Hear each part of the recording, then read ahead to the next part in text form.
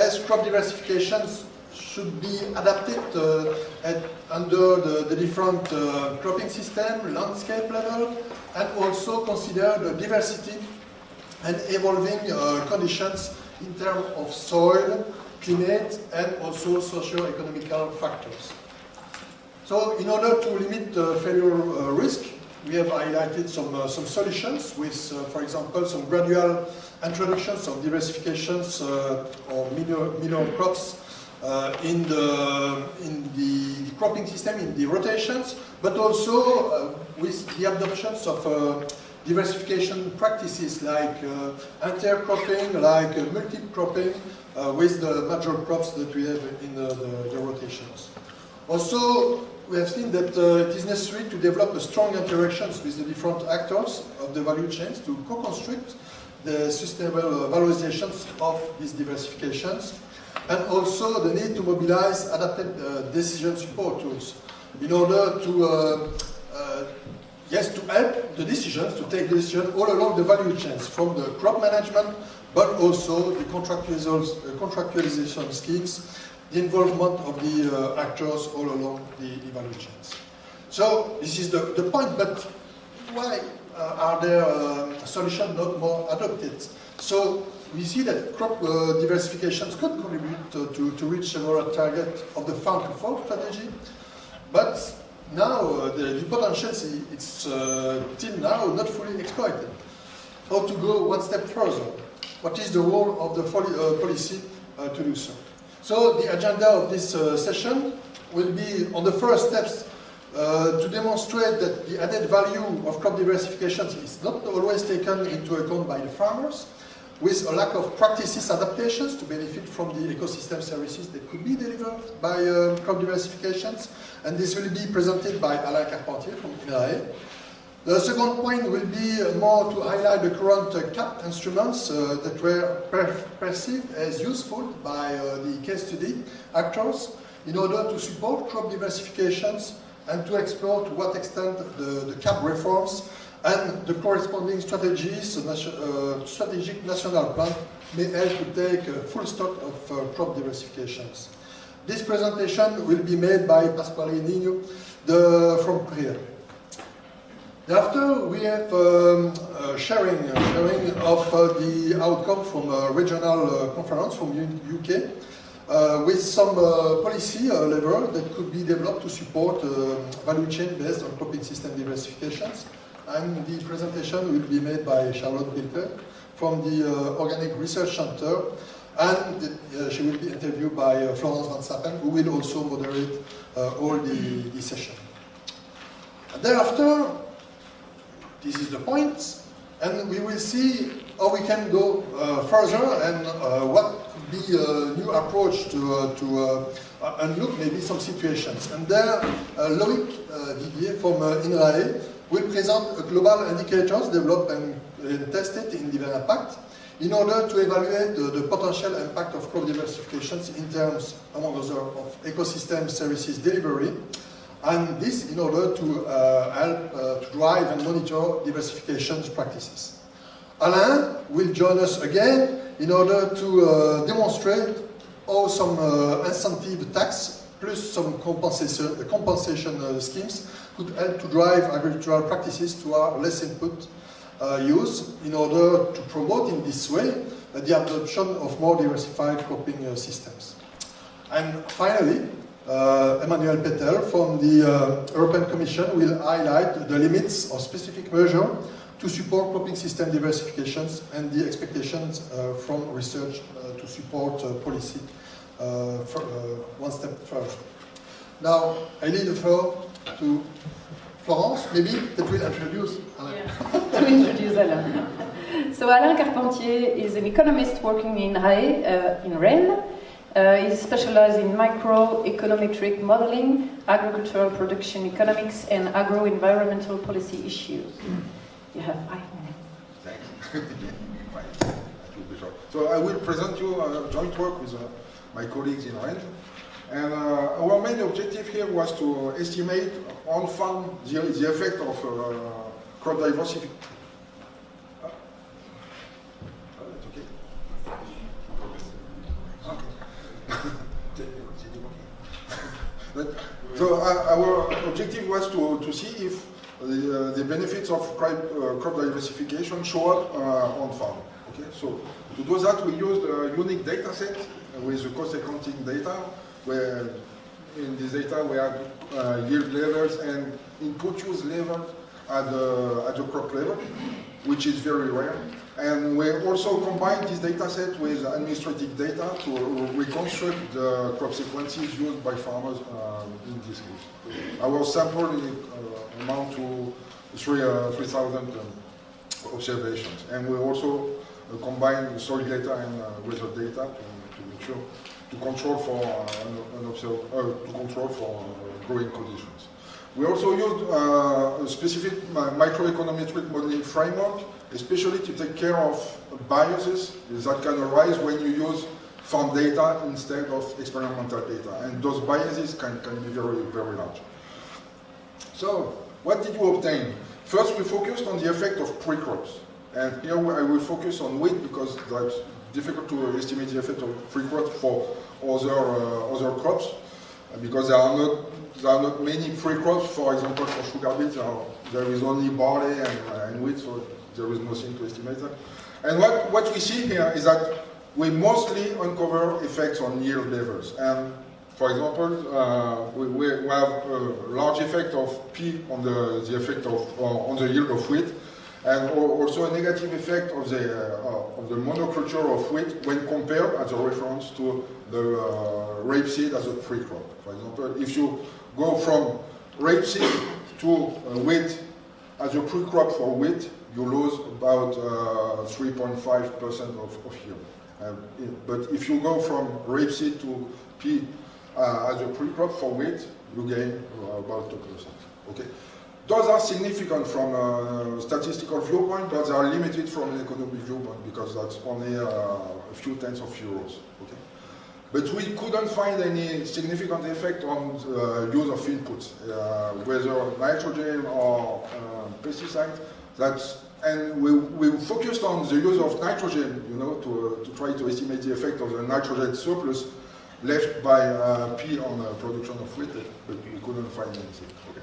And it seems here that the considered farmers don't make use of either breadcrop effect or nitrogen surplus effect.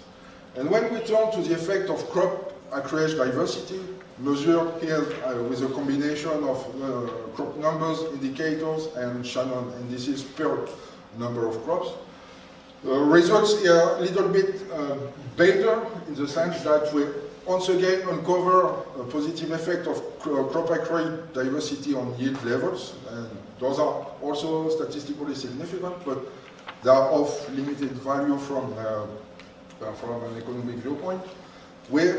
In this case, we uncovered the effect of crop diversity on the use of herbicides, which are statistically significant, but once again, they are very, very limited from an economic viewpoint because it's amount to reducing, for example, going from a three-crop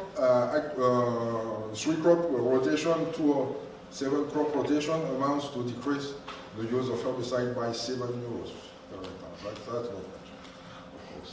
So just to conclude, what our result demonstrates is that we can uncover significant pre-crop effect on pre-crop and crop diversity effects on yield levels, but almost no effect on the use of input by farmers.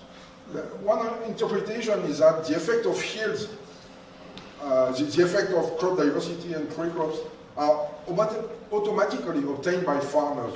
They don't need to do something. If they have a good pre-crop, if they have a good diversity in their acreage, there are some effects that they will obtain whatever they do in the current crop. The problem is that if they want to benefit from the pre-crop and crop diversity effects for reducing the use of inputs, they need to put some efforts and they need some skills.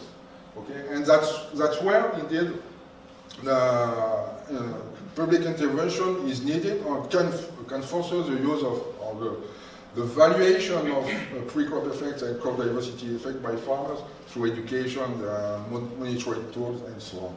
But an important point also is when you consider that from an economic viewpoint, because here you can reduce your cost for farmers to obtain those effects, but the problem is that what are the gross benefits of the effect? Here you save inputs. The problem is that what is, if the value of the input you can save is small, that's not much the effort to do it. And in fact here, well, what made those results say is that those inputs are relatively cheap from the farmer.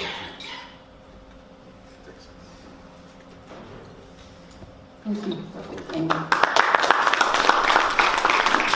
An agricultural environmental field in the Council for Agricultural Research Center in Economics, CREA, more specifically at the Research Center for Policy and Bioeconomy. Thank you. Good afternoon to everybody. I prepared this presentation focusing mainly on two aspects, or two main aspects. The first one is to resume, to summarize the result of the survey carried out within the case studies related to CAP policy, but mainly focused on the Rural Development Program measures. And the second one, I make an analysis of the different eco-schemes as the member states are presented until now. More or less all member states presented the National Strategic Plan, except I think now only Belgium and Flanders. All others are submitted to the Commission of the CAP Strategic Plan.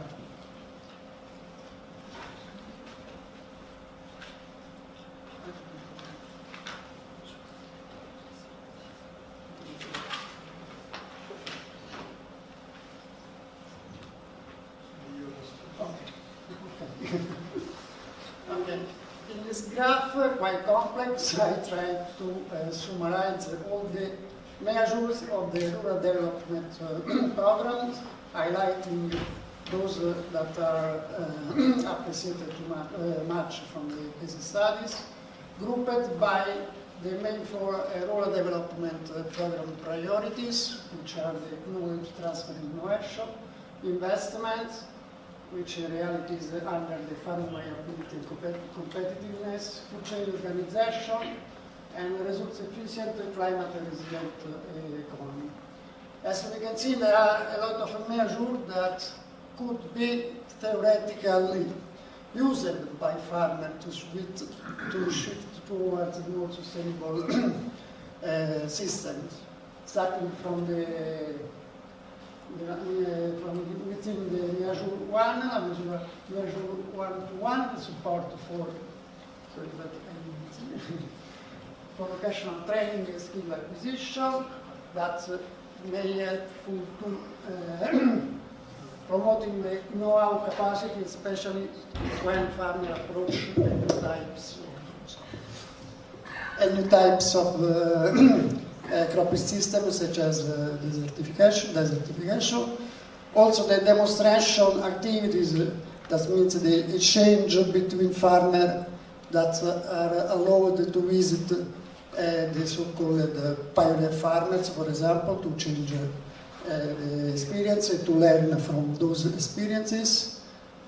Really important, the measure 6.1, which established the establishment of the operational group within the European Innovation Partnership that could be really represented the key measure to promote changes between farmer, researcher, advisor, business, retailer, and so on through dedicated pilot projects. Then also the measure on investment, of course, is important. As highlighted in different presentations, investment may be great barriers from farmer to shift in a different production system to, for example, acquire machinery, processing equipment, and so on. Regarding the value chain, the most important is emerged as the measure that try to strengthen the building or short supply chain and promote local markets of products. While both agro-environmental climate and organic farming are both expected to have a positive impact on the development of crop stratification, diversification. Regarding the expectation, I focus only on two aspects. The first one is the eco schemes, that are the new instruments that they kept for us for the new programming cycle. And the main expectation that the eco scheme should reward farmer in proportion to the effort to moving toward a more sustainable farming system. But also important, as highlighted also before, is the connection with the local context, both in terms of soil, climate, but also socio-climatic condition, because often the measures are designed at the national level and are not able to catch the local variability of the farming system. Regarding the wider socio-technical system, the most important is perhaps the need to improve the research and development to minor crops that could benefit of the result of the research, as now is happening only for the major crops that are in the market. And then, okay, support small scale infrastructure and the integration all along the value chain, increase the consumer awareness of the environmental value of the product derived by crop diversification, enhance the support for the pilot project, as we've seen before, related, for example, for the Missouri 6.1 on the rural development. In this map I try to I put all the eco schemes for us in for the different member states. As you can see, there are a lot of variety, from one in Netherlands that tailored a very particular type of eco scheme based on a wage system that will reward farmer in proportion of their emission, of the number of practices that they committed to. Going to Spain, for example, that for us in 20 eco scheme. But what is emerged clearly is that the majority of the eco scheme is tailored, built to continue or to expand the actual greening measures. Last slide. Within the eco scheme, we are also trying to highlight what those what address directly diversification. We identified 38 on 209, but we know that all those schemes target male crop diversification farm level and not field level. It does not guarantee an actual increase in the number of crop that farmer will produce. Finally, we are making an analysis also on the economic value of the eco scheme with respect to the direct payment or the total cap. The eco scheme is dedicated to crop diversification, to see which is the percentage dedicated to that measure. Okay, thank you. Thank you, Pascal.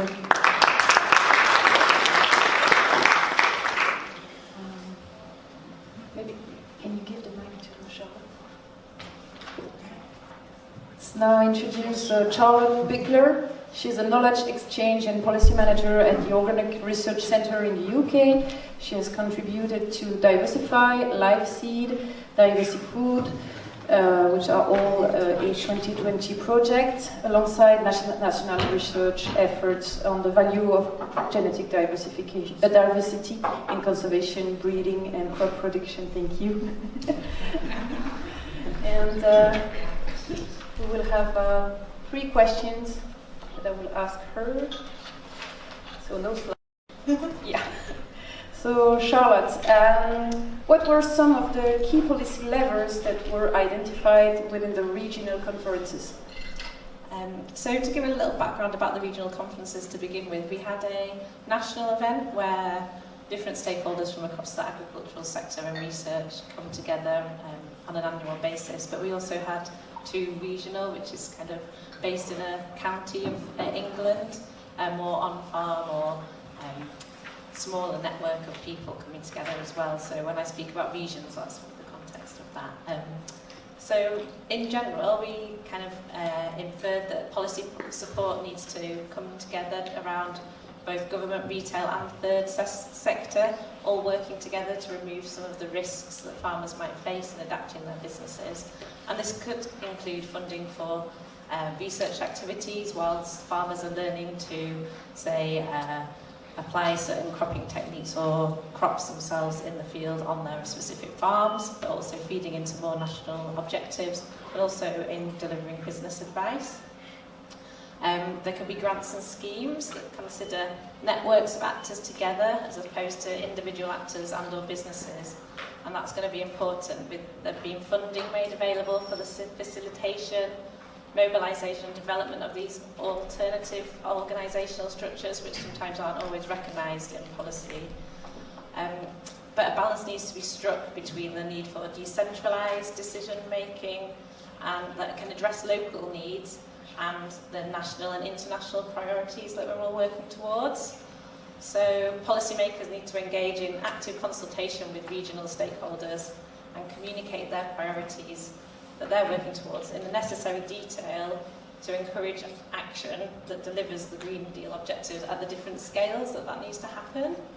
So it's kind of thinking about that working together at different scales. Okay, thank you. Were there examples shared of successful enterprises that policymakers can look to when considering design of support schemes?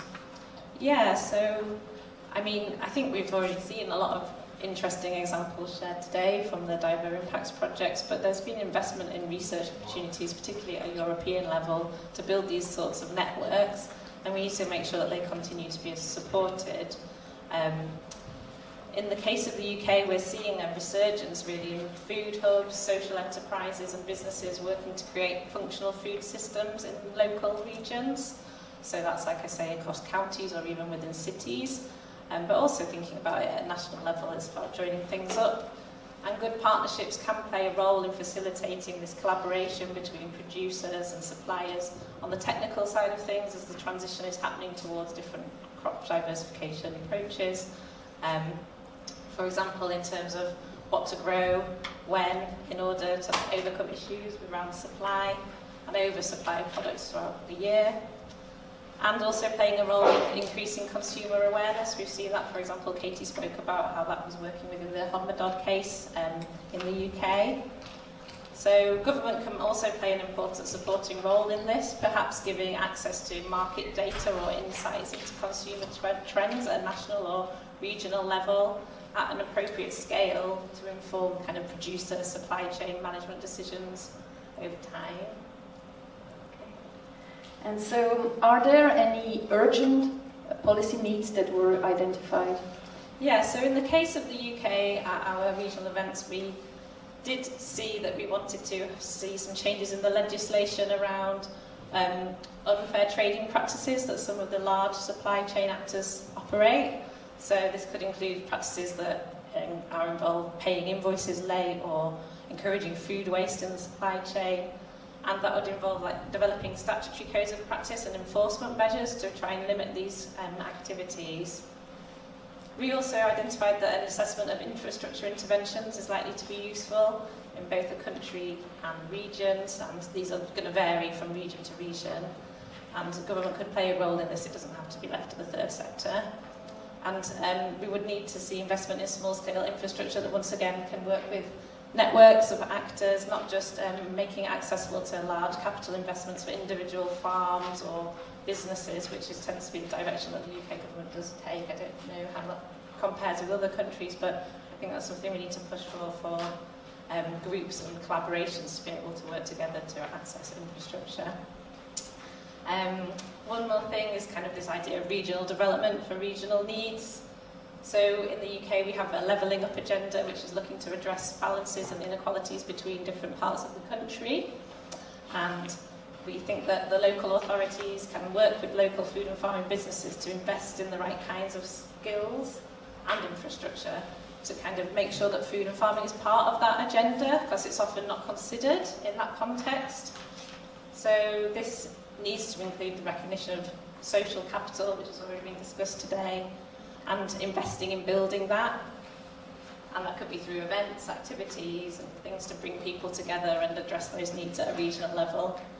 And finally, quite a biggie, there's the need to establish baselines, targets and monitoring, so that can take into account the diversity of different farming systems and also the different stages that people are at in the transition to delivering the Green Deal and other environmental targets. So yeah, that's it from me. Thank you. So now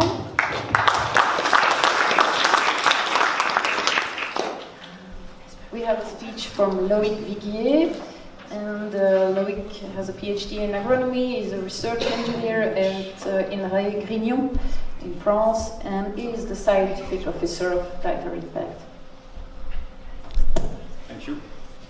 I will present you the indicator that we have developed in Diver Impact with Olivier Chinger, Frédéric Angevin, Guénel Elou, Antoine Messéan, and Christian Bocksteller, to assess the potential of ecosystem services provision of the crop sequence. So the CAP reforms foresees a crop rotation measure with the implicit assumption that this is a good proxy to improve sustainability. But which indicator to drive such a measure? Shall we consider the number of crops, some commonly used diversity indicators such as the Shannon index, or other approaches? So based on data from Diver Impact field experiment, we have plotted here, as an example, the total nitrogen inputs of a sequence against the total number of crops and the Shannon index, and we see that both are poor predictors of the total nitrogen inputs, and similarly for greenhouse gases emissions. So is it possible to design a simple and easy to use indicator with increased predictive value of expected impact of diversification, and how could it be used to support environmental policies? So this has been investigated in Diver Impact. We have built 3 indicators that we ultimately aggregate into one, the Crop Global Diversity Indicator, which take into account the functional and taxonomic diversity, unlike most other available indicators. So for this talk, I will only present results from the sub-indicator Ecosystem Service Indicator, the IES, that estimates the potential ecosystem service provision of a crop sequence. So 12 ecosystem services are considered in this indicator. They are sorted in 3 categories: ecosystem for agriculture, society, and for both. So based on scientific literature, data, and expert knowledge, a value for each ecosystem service is estimated between 0, low, and 1, high. Then the 12 values are aggregated into this indicator, also ranging from 0, low, to 1. Okay. So it is possible to look at each ecosystem services separately, or to look at one single aggregated value. So the input data for all of these indicators are very simple, as they are only the crop section and their insertion mode in a field. So diversification practices such as intercropping or multiple cropping are accounted for if present. So let's look at the predictive value of two ecosystem service indicators. On this figure are plotted the total nitrogen input and the TFI herbicide against either the number of crops in the sequence or the specific ecosystem service indicator, so nitrogen supply and weed suppression here. And we see actually that both the indicator we've developed explain more variability than just the number of crops in the sequence. So this is what we were looking for, although the variability remains high. And we also see that the higher the ecosystem service indicator, the lower the inputs for both inputs we see here. So now let's look at an example of the use of our indicator for two diver impact field experiments, Béarn and Belgium. In this table we see individual values for each of the 12 ecosystem services and the aggregated indicator. For each value, the greener, the higher the potential provision of ecosystem services. So as expected, there is a global increase in ecosystem service provision in diversified sequences. There are also antagonisms in ecosystem services for all sequences, and these antagonisms are mainly present in the reference sequences, but there are also some antagonisms in the diversified sequences. So this representation allowed to explore ecosystem services of different crop diversification strategy, and it can help actors to choose between different sequences to implement the most adapted to their local pedoclimatic factors. For example, if you can compare these two sequences. So finally, how could our aggregated indicator help drive environmental policy? On this figure are plotted the total nitrogen inputs and the total greenhouse gases emission of crop sequences against either the number of crops in the sequence or the aggregated indicator of the 12 ecosystem services. So the aggregator indicator better captures the actual impact of the crop sequences than the simple number of crops as we saw data before. And this indicator actually would be more efficient to drive environmental policies, as a higher value means a higher ecosystem service provision, thus the possibility to reduce inputs accordingly. So to conclude, we have developed an easy-to-use indicator to assess the potential of crop sequence to deliver ecosystem services. It will be useful for farmers, researchers, extension services, and possibly policymakers. And it will be possible to improve the predictive value of our indicator by adding more complexity, and that is to say to consider the pedoclimate and practices, but this will be at the expense of the ease of use, which raises the question of how to find balance between the predictive quality and large-scale use of such an indicator. Thank you for your attention. I will present you a joint work with Hervé and Jean-Christophe, who are my colleagues. Hervé was supposed to present, but he couldn't make it here. So, what was our objectives in this work? It was basically how to adapt the common agricultural policy CAP for achieving significant reductions in chemical input uses. Okay? And what we consider there is that crop diversification is part of the solution, but it's only part of the solution. And how we dealt with the issue was as economists, where we say, okay, if we were policymakers, how would we implement a new common agricultural policy to achieve these Green Deal objectives? And what is important is that we try to set instruments, just not to say, okay, it suffices to provide subsidies to farmers or to set up norms. If we provide subsidies to farmers, how do we provide subsidies to farmers? Which kind of subsidies to the farmers? What is the specification of the contract? Which is very important from a policymaker viewpoint. What is important also is that our background was that crop diversification, we consider that crop diversification is a means to improve multiple aspects of crop production, including the reduction of chemicals in this case. So policy which are aimed at which targets the reduction of chemicals will also foster crop diversification because it is a means to reduce those kind of inputs. Okay. So the last point, which is also very important, it's related to my first presentation, is that low input practices and also diversified cropping system are often less appealing to farmers than conventional ones. But that's normal. There is no surprise there because the competition is unfair for low input practices versus, for example, conventional practices, because chemical inputs are relatively efficient and they are relatively cheap. That's also the case for diversified system, because you need to include in the rotation, for example, minor crops which are often and unfortunately less profitable than major crops. So that's why public intervention is needed. You need to implement instruments. And here, if you consider reforming the common agricultural policy, you need to distinguish two types of instruments. The first one is, first type of instruments are the facilitating instruments. Those instruments, they propose something to farmers. And farmers can take the instrument up or not, but if they don't do nothing, they don't do nothing. Okay? And those are, for example, when you provide new practices and you say, okay, you can implement the practice if you want, but if you don't want, you don't implement the practice.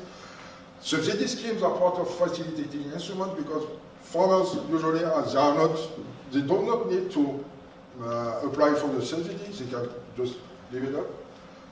On the other side, you have forcing instruments. And forcing instruments are imposed to farmers. And the point is that when those instruments are implemented and the farmers doesn't change, the actor doesn't change, he will lose. He will lose something, money or comfort or whatever. Okay. And the point is that here, those kinds of instruments, for example, you have norms, but constraining norms, the standards or quality standards, those are norms which force agents to move. And you also have incentive taxation. Incentive taxation also force agents to move, not to lose, for overcoming the taxes, to pay taxes. And what is also crucial here is that forcing and facilitating instruments are complementary. Because from the one side you pull, from the other side you push. And you activate different levers. That's why they are complementary. And when we consider the overall architecture of the CAP, is that it contains many, many facilitating instruments, and especially many subsidy schemes. Okay? Eco schemes, direct payments, agri-environmental contracts, they are all facilitating instruments. And they are mostly also implemented for addressing specific issues, for example, lock-in issues along value chains, and also for upscaling local success stories to more general areas. But as economists, we consider that the CAPS lacks really suitably designed wide-scale incentive enforcing instruments. You know, you remember the multi-level perspective of Gilles. And the point is that the economic landscape and the regulation landscape, which is on the top of the figure, is very, very important. And what is important, it's also the playground of European policy makers. That's where they can activate some levers. Okay. And probably the common agricultural policy lacks forcing instruments, because given the challenges we face, it's probably time to do something much, maybe a little bit more coercive in this case. Okay. Why are norms and subsidy schemes poorly suited as large-scale instruments? Because the point is that both types of instruments require to codify farmers' practices. Because you need to control why you pay farmers, why you provide subsidies to farmers. You have to control the norms you have set. And the point is that if you don't want this control system to be too costly, you need to rely on easily controllable indicators. And the problem is that when you consider agroecological practices, that's a very big challenge. because those practices are adaptive, they are site-specific and so on, and they are not easy to qualify.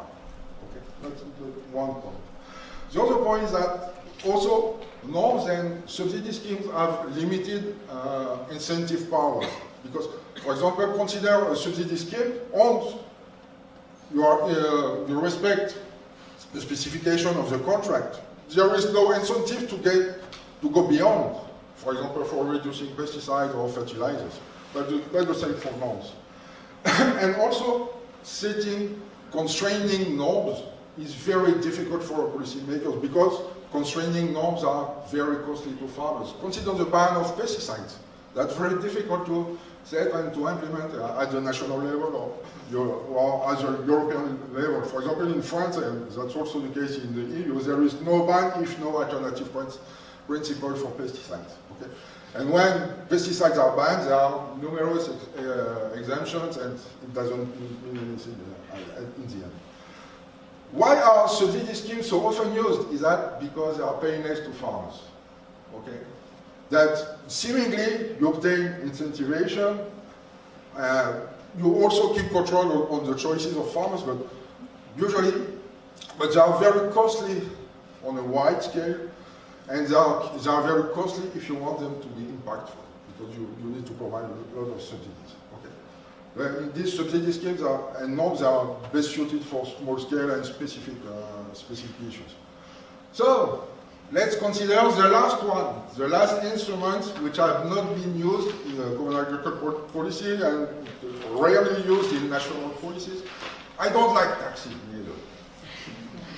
But that's the last, according to economists, that's the last resort instrument.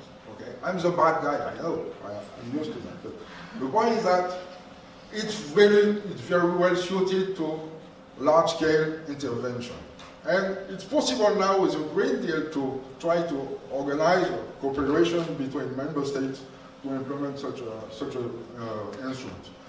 Its implementation cost is relatively low. You mostly have to control borders. It's highly adaptable across time. You can increase tax rate for toxic pesticides, decrease for lowly toxic pesticides. It has strong incentive pesticide because it puts pressure on any unit of chemical input uses. It's also not prescriptive. You just increase the price of the chemicals, and farmers probably best know what to do, how to adapt and how to avoid the tax. And they will also have to IRA and to CRA say, okay, look at my chemicals invoice. Hey, you need to find something to reduce it. Help me, please. That's the way it is. And that's why it's a long-run instrument, because it fosters a demand of farmers for reductions in chemicals. And that because of the demand is high, there will be a supply, because there are people who are able to make money of that. For example, in equipment and the conception of equipment and so on. But of course, taxation tends to reduce the income. And that's why it's usually considered as unacceptable. Okay? And that's a major issue, because you need high rate taxes to be effective. Okay?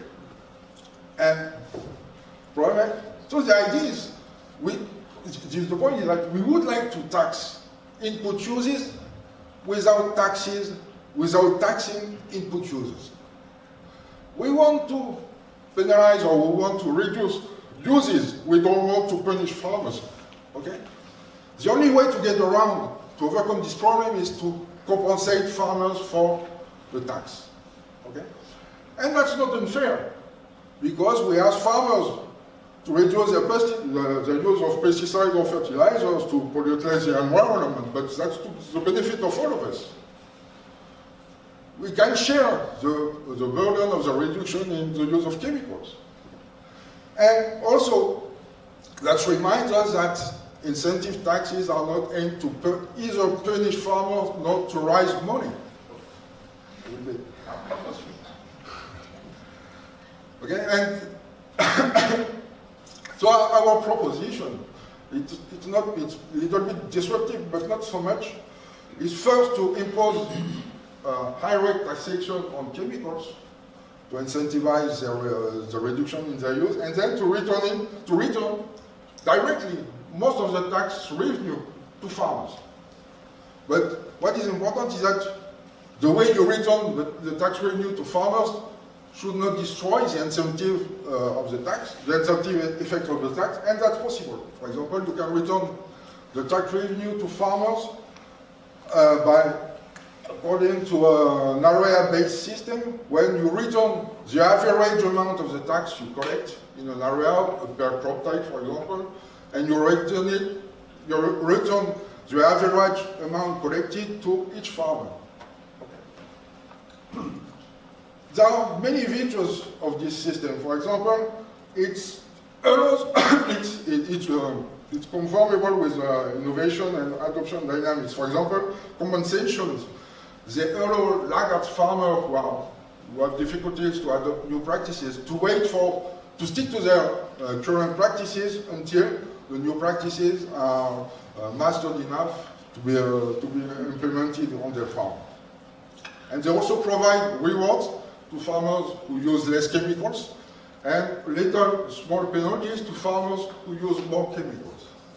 And what's also important is that this scheme is highly similar to a scheme that was used in the past in the Common Agricultural Policy, which is the compensation scheme which has implemented for compensating farmers for the reduction in the support of grain prices in the beginning of the 90s.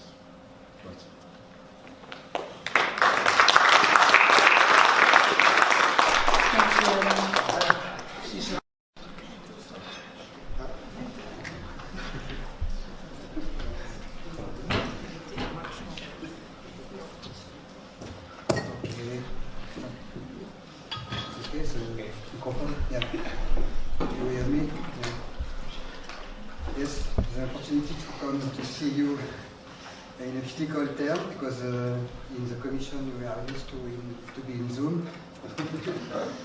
And today we are working on CAP implementation, because as you know, we made the reform last year in June 2021, and now the challenge for us is to have an implementation in 23.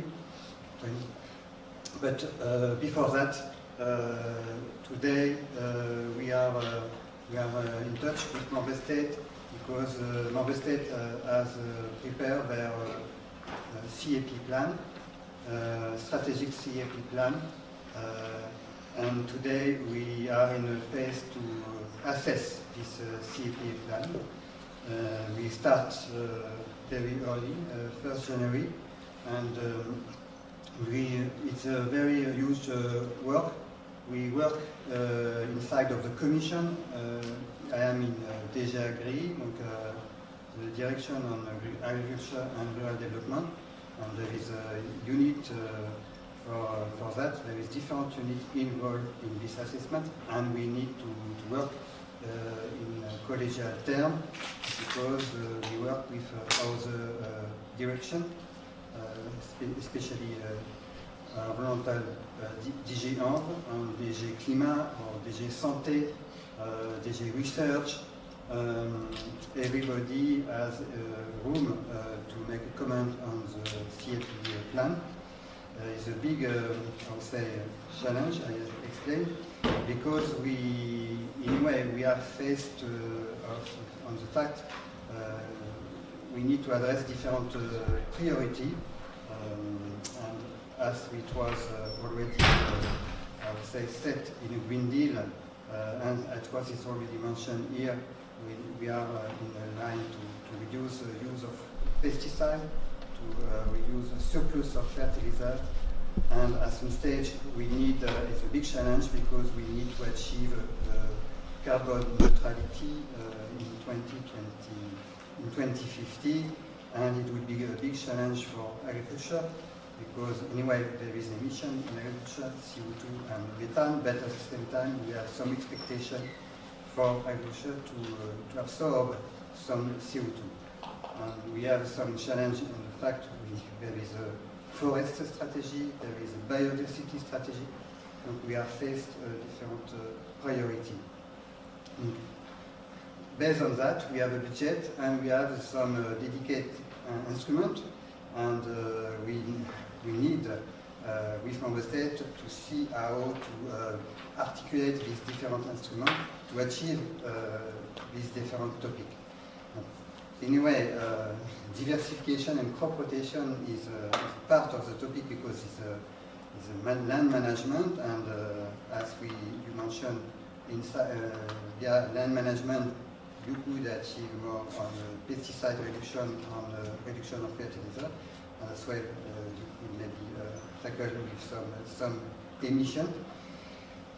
Having said that, inside of the CAP there is some relevant instrument, and I will start by a conditionality because we try to have a balance between mandatory requirement, as it was mentioned, but as well at the same time to have incentivized element for farmers.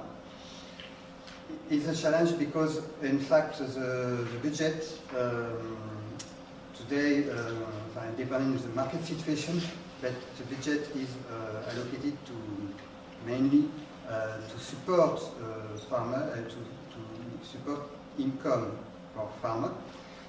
Inside of this budget, we need to find a way to motivate and to enroll farmer to go for the step by changing his practices. To come back on mandatory requirements, in fact, we have a list of basic requirements, and it's important to underline we have GAEC, good agricultural environmental condition, and we have a specific GAEC on crop rotation. And we insist on that during the last negotiation to keep it as it is, to go via a crop rotation across Europe. It's big discuss with member state because we have an experience with greening, and on greening we focus on crop diversification, and in fact, as it was mentioned, member state wants to have a simple element because they need to pay the farmer in time, and they prefer to have some clear basic requirements, easy to be controlled. And here we try to have this guide to impose crop rotation. It will be discussed with member state how to implement this guide. That's just a starting point in conditionality to have such requirement. Anyway, we mentioned we need to have a change at the parcel level. We assume it would be not possible to change every parcel every year in all farm, in the whole farm. But anyway, we want to have some change at the parcel level in this context. We are aware of the fact there is sometimes a need to introduce intermediate crop depending on the system you have on the spot. And above that, beyond of that, indeed there is, as we mentioned, eco scheme, or there is still agro-environmental commitment, and we can go beyond. Depend on the member state. Today we are just on the starting of to have a global assessment, an overall assessment at EU, that is just a starting point. And we have some eco scheme for crop diversification and crop rotation. I would say is at 10 member states or 8 member states